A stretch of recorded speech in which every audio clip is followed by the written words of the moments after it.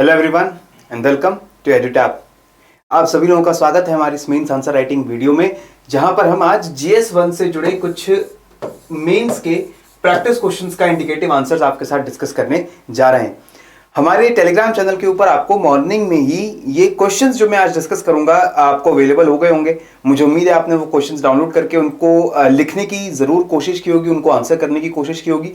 Questions जो तीनों आज मैंने आपको दिए थे जियोग्राफी के टॉपिक से जुड़े हुए क्वेश्चन थे।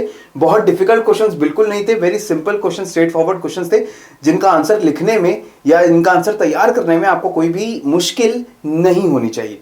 राइट, तो एक एक करके डिस्कस कर लेते हैं इन आंसर्स को। सबसे पहले let us talk about the 4 marker question.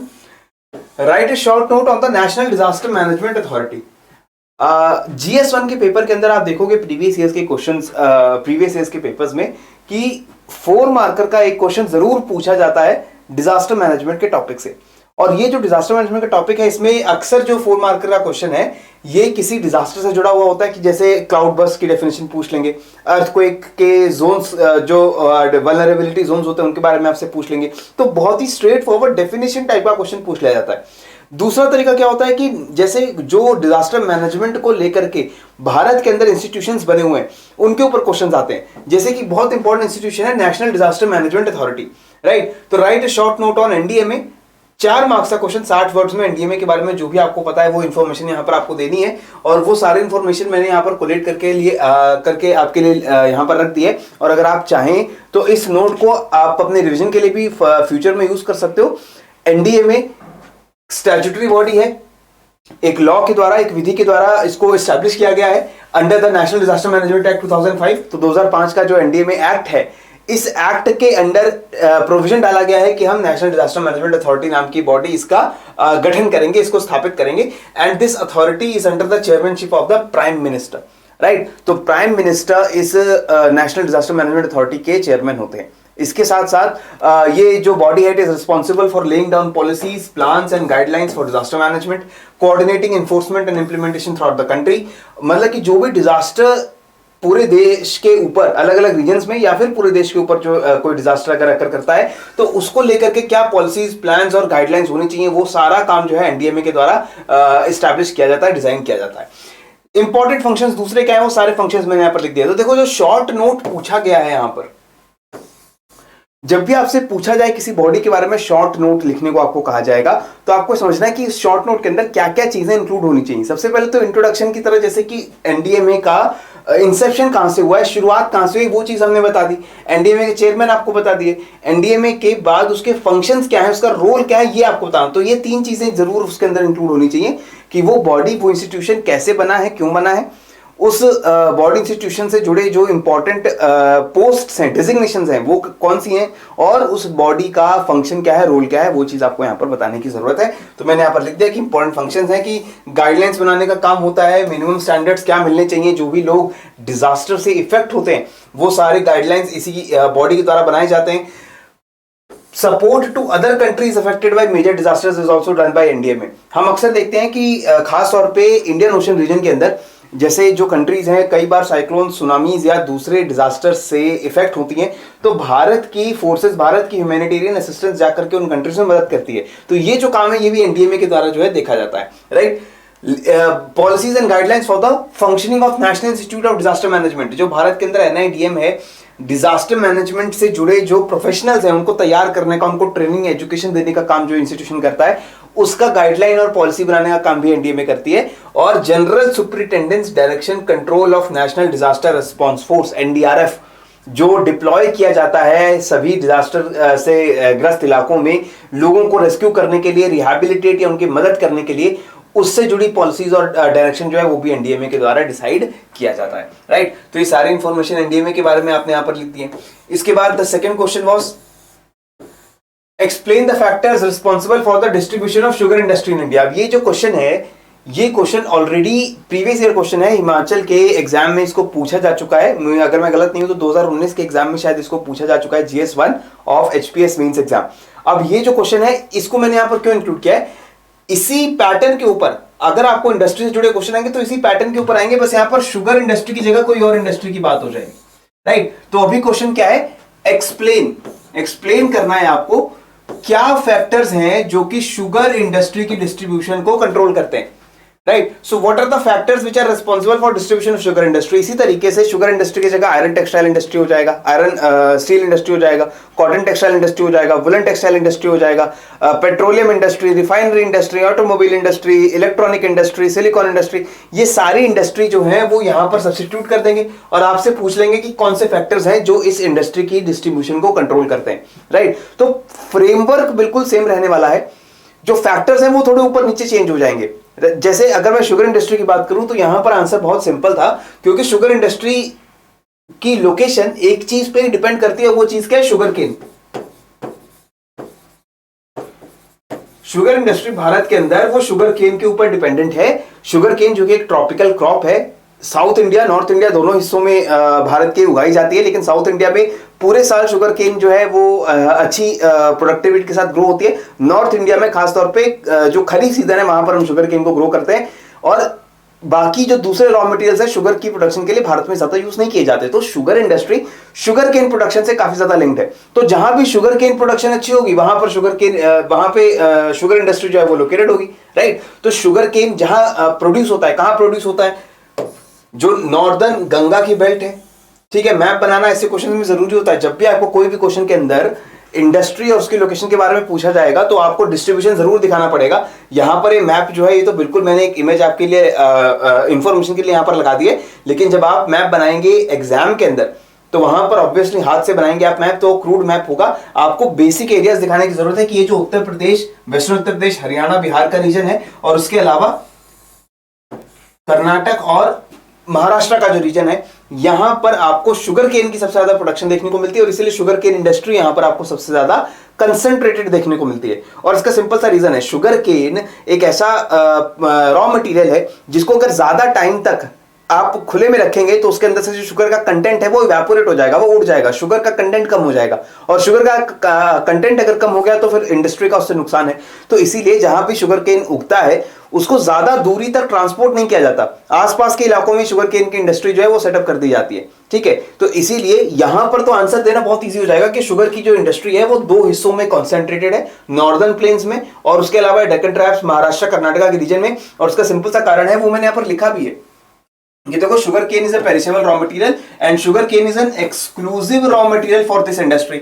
That is why sugar cane cannot be stored for long, और इसके साथ it cannot be transported over long distance, और इसीलिए most of the sugar mills are established near sugar cane producing belt. और वो belt कौन सी है? Northern और सदर्न, ठीक है। बाकी इंडस्ट्रीज अगर आती है, यहां पर कोई दूसरी इंडस्ट्री आती है तो वहां पर आपको देखना पड़ेगा कि और कौन से दूसरे फैक्टर्स उसके लिए रिस्पॉन्सिबल हैं। जैसे अगर हम पेट्रोलियम इंडस्ट्री की बात करें तो पेट्रोलियम इंडस्ट्री कहां पर लोकेटेड होगी, रिफाइनिंग इंडस्ट्री कहां पर लोकेटेड होगी? इंडिया में तो पेट्रोलियम या जो क्रूड ऑयल की प्रोडक्शन है वो बहुत ज्यादा नहीं होती है, तो जो रिफाइनरीज होंगी वो ज्यादातर भारत के अंदर हम देखेंगे तो वो कोस्टल एरियाज में लोकेटेड इसलिए रहती हैं ताकि जो हम इंपोर्ट करते हैं क्रूड ऑयल दूसरी कंट्री से उसको हम लोग रिफाइन कर सकें, ठीक है। तो इसलिए गुजरात हो गया, महाराष्ट्र हो गया, कर्नाटका हो गया, आंध्र प्रदेश के जो कोस्टल एरियाज हैं, there we get to see the various refining industry. इसके अलावा रिफाइनिंग इंडस्ट्रीज हमारे इंटीरियर इलाकों में भी हमने गवर्नमेंट ने स्पेशली बनाई हैं, जहां पर पॉपुलेशन बहुत ज्यादा है, जहां पर डिमांड बहुत ज्यादा है, राइट। और पाइपलाइंस के थ्रू वो इंपोर्टेड क्रूड ऑयल वहां पर ट्रांसपोर्ट करते हैं। तो आपको ध्यान रखना पड़ेगा कि जिस भी इंडस्ट्री का क्वेश्चन आपसे पूछा गया है उसके फैक्टर्स आपके माइंड में क्लियर हों कि रॉ मटेरियल है या मार्केट है या लेबर है या गवर्नमेंट पॉलिसी है या इंफ्रास्ट्रक्चर फैसिलिटी है, किस वजह से वो इंडस्ट्री लोकेटेड है जहां पर भी वो लोकेटेड है। अगर हम कहते हैं कि बेंगलोर के अंदर आईटी इंडस्ट्री बहुत ज्यादा फ्लरिश करती है, क्या रीजन है उसका? सिंपल सा रीजन उसका यह है कि गवर्नमेंट जो है उसने वहां पर ऐसी फैसिलिटीज प्रोवाइड की, इंफ्रास्ट्रक्चर प्रोवाइड किया है। इंफ्रास्ट्रक्चर का मतलब है कि नेट कनेक्टिविटी है, पावर वहां पर बहुत अच्छा है, अर्बन फैसिलिटीज वहां पर दी गई है। और आईटी इंडस्ट्री को क्या चाहिए होता है? आईटी इंडस्ट्री को लेबर चाहिए होता है, लेबर यानी skilled professional, skilled software engineer, IT professionals जो वहां पर जाकर के काम करेंगे, और वो ऐसी ही जगह पर जाकर काम करेंगे जहां पर सारी सुविधाएं उनको उपलब्ध हो, जहां पर रहने की अच्छी जगह हो, मौसम अच्छा हो, खाने पीने के रेस्टोरेंट्स अच्छे हो, फैमिली लाइफ सिक्योर हो, और ये सारी चीजें, क्राइम वहां पर कम हो। तो ये सारी चीजें कौन प्रोवाइड करवाता है? गवर्नमेंट प्रोवाइड करवाती है। और गवर्नमेंट अगर वहां पर सारी चीजें प्रोवाइड करवाती है तो वहां पर आईटी हब बनता है। Same is the case for Hyderabad, right, same is the case for Gurgaon, Noida, ठीक है। तो इस तरीके से आप क्वेश्चंस को आंसर करने का काम करेंगे। आगे बढ़ते हैं, लास्ट क्वेश्चन की बात करते हैं। Last question is related to, now look at this question, it's a very interesting question. How is efficient and affordable urban mass transport, this is not mass transport, urban mass transport key to the rapid economic development of India. भारत का rapid economic development अगर हमें करना है तो urban mass transport बहुत जरूरी है। और वो अर्बन मास ट्रांसपोर्ट कैसा होना चाहिए? एफिशिएंट होना चाहिए और अफोर्डेबल होना चाहिए, उसको लोग अफोर्ड कर सके, यानी कि बहुत महंगा ना हो और एफिशिएंट हो, यानी कि कम से कम समय में जो हमारी ट्रांसपोर्टेशन की जरूरतें हैं वो वहां पर पूरी हो सके। ठीक है, तो ये कैसे पॉसिबल है, मतलब कि क्यों ये अर्बन और अफोर्डेबल और एफिशिएंट मास ट्रांसपोर्ट कैसे हमारी इकोनॉमिक डेवलपमेंट करेगा, इसको देखिए यहां पर किस तरीके से मैंने अप्रोच किया है। पहले मैंने कहा urbanisation is proceeding at a rapid pace in India. ठीक है, और इसीलिए प्रॉपर प्लानिंग बहुत ज्यादा जरूरी हो जाती है।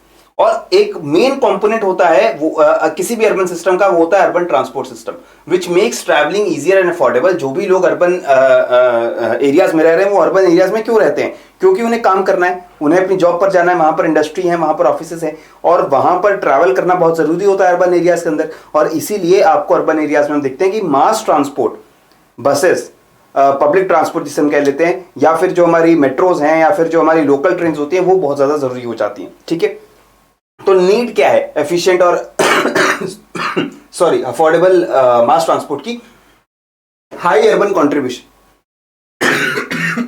सॉरी, अगर हम जीडीपी भारत की देखें तो भारत की जीडीपी में जो कंट्रीब्यूशन है वो अर्बन एरियाज का ज्यादा है, राइट? तो 63% ऑफ इंडिया जीडीपी, भारत की पूरी जीडीपी का जो 63% है वो अर्बन एरिया से निकल कर आता है। ये 2011 सेंसस की बात हो रही है।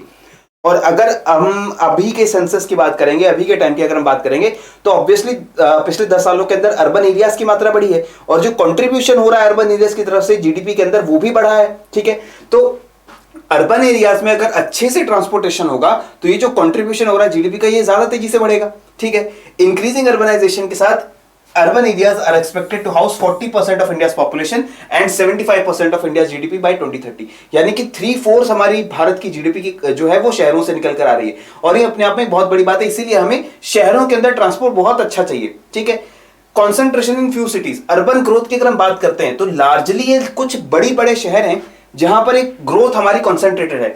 35% इन 2001 to 53% इन 2011। ये जो अर्बन ग्रोथ है वो कुछ ही शहरों के हम यहाँ पर बात कर रहे हैं। जैसे कि हम नॉर्थ इंडिया में बात करें तो जो दिल्ली एनसीआर का रीजन है, हम वेस्टर्न इंडिया की बात करें जो अहमदाबाद, वडोदरा और मुंबई पुणे का रीजन है, साउथ में जाए तो बेंगलोर कोयम्बटूर का जो रीजन है, ईस्टर्न इंडिया में जाए तो कोलकाता हुगली का जो रीजन है, तो ये सारे रीजन के अंदर हमारी ग्रोथ जो है वो कॉन्सेंट्रेटेड है।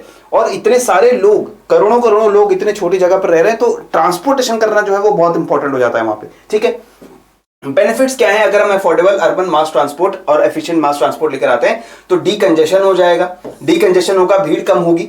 ठीक है, अगर लोग अपने प्राइवेट व्हीकल्स की जगह अच्छे से पब्लिक ट्रांसपोर्ट को यूज करते हैं तो उससे ज्यादा भीड़ नहीं होगी, ट्रैफिक जैम नहीं होंगे, पॉल्यूशन नहीं होगा, लोगों का टाइम जो है वो भी सेव होगा, प्रोडक्टिव मैन आवर्स बढ़ेंगे। क्योंकि अगर आप ट्रैफिक जैम में और ट्रैवल करने में कम टाइम अपना वेस्ट करते हैं तो आप काम करने में ज्यादा टाइम यूज कर सकते हैं। ठीक है, आपको अपने घर से ऑफिस और ऑफिस से घर जाने में ज्यादा टाइम वेस्ट नहीं करना पड़ रहा है। ठीक है, reduction in urban pollution, obviously vehicles जब कम हो जाएंगे तो अर्बन पॉल्यूशन भी कम हो जाएगा। और अपने प्राइवेट व्हीकल्स को यूज करने की जगह अगर आप मास ट्रांसपोर्ट के व्हीकल्स को यूज करते हो तो automatically pollution will be less. अगर मेट्रो यूज करते हो तो metro is running on electricity, right? तो ऑब्वियसली अर्बन जो पोल्यूशन है वो वहां पर कम होगा। अगर आप सीएनजी बसेस यूज करते हो तो ऑब्वियसली पोल्यूशन वहां पर कम होगा। ठीक है, next, development of suburban towns. Cities have been overflowing due to inability to support large population। अब सिटी में एक पर्टिकुलर लिमिट के बाद और लोग नहीं आ सकते हैं तो होता क्या है कि सिटी बाहर की तरफ एक्सपेंड होना स्टार्ट करती है। मेन शहर के बाहर के इलाकों में धीरे धीरे सोसाइटीज बनना स्टार्ट होते हैं, अपार्टमेंट्स बनना स्टार्ट होते हैं, जिन्हें हम बोलते हैं सबअर्बन एरियाज, यानी कि अर्बन एरियाज के थोड़ा बाहर जहां पर आपको मिली जुली फैसिलिटीज मिलती हैं, आपको प्रदूषण से फ्री थोड़ा माहौल मिलता है, आपको ग्रीनरी अच्छी मिलती है, आपको रहने के लिए अच्छी जगह मिल जाती है। ठीक है, तो उस सबअर्बन एरिया से बीच शहर में जाना और फिर बीच शहर से दोबारा सबअर्बन एरियाज में आना काम के लिए, ये बहुत जरूरी हो जाता है। अगर हमारा अच्छा अर्बन ट्रांसपोर्ट रहेगा तो ये सबअर्बन टाउन्स और अच्छे से विकसित हो पाएंगे क्योंकि लोगों को सबअर्बन एरिया से अर्बन एरियाज में आने जाने में ज्यादा दिक्कत नहीं होगी। ठीक है, तो इस तरीके से आप इन क्वेश्चंस को आई होप अप्रोच कर सकते थे और आपने किया भी होगा। और अगर आपने इन क्वेश्चंस को लिखा है तो मुझे उम्मीद है कि आप उन्हें खुद एक बार देखेंगे कि क्या ये पॉइंट्स आपने वहां पर इंक्लूड किए, और अगर कुछ और नए अच्छे पॉइंट्स आपने वहां पर इंक्लूड किए तो अपने आंसर्स को और बेटर आप बनाएंगे और इन आंसर्स, इन पॉइंट्स के साथ आप उनको भी ऐड करेंगे, राइट? सो अपनी आंसर राइटिंग प्रैक्टिस को लगातार कंटिन्यू रखिए, बढ़ते रहिए। जय हिंद एंड जय भारत।